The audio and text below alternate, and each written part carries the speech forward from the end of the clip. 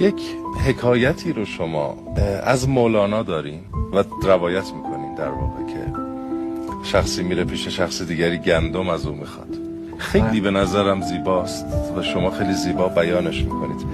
اگر خسته نشدید این رو برای ما بگید. ایام قحطی بود، زمین ها بایر بود، خشکسالی بود. کشاورز رفت پیش آسیابان یک مقداری گندم رو قرض کنه و برای سد جوع بچه هاش استفاده کنه. میره از آسیابان خواهش میکنه که بچه ها گرسنه. آسیابان هم یه مقداری گندم میریزه توی دستمالی، گره میزنه میده بهش. یا همینطور که میاد تو مسیر دعا میکنه خدایا به حق عزتت گره از مشکلات مردم بگشا، گره از این بحرانی که ایجاد شده بگشا، گره از این دردها، گره از این حقدها، کینه ها، حسدها، عقده ها. اینقدر گره کرد تا گره دستمال باز شد. همه گندم‌ها رو سالها نرد خدایی باختی، این گره را زان گره نشناختی؟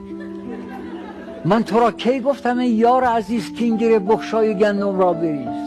آن گره را چون نیارستی گشود، این گره بخشودن دیگر چه بود؟ من خداوندی ندیدم زین نمد، یه گره بخشودی آن هم غلط. الغرض برگشت مسکین دردناک تا مگر برچیند آن گندم ز خاک. برگشت گندم‌ها رو جمع کنه، چون برای جستجو خم کرد سر، دید افتادی یکی همیان زر. همون جایی که گندم‌ها ریخته بود کیسه زری رو پیدا کرد. یه صدایی در درون بهش گفت تو مبین اندر درختی یا به چاه، تو مرا بین که منم مفتاح راه. سر پنهان است اندر صد غلاف، ظاهرش با توست و باطن برخلاف. عقل را خود با چنین سودا شکار، کر مادرزاد را سرنا شکار. سجده کرد و گفت که رب ودود، من چه دانستم تو را حکمت چه بود؟ هر بلایی کس تو آید رحمتی است، هر کرا فقری دهی آن نعمتی است. مولانا دائما به ما تاکید میکنه که هیچ وقت عملکرد خداوند رو قضاوت نکنید، چرا که باعث ظلم به خودتون میشه.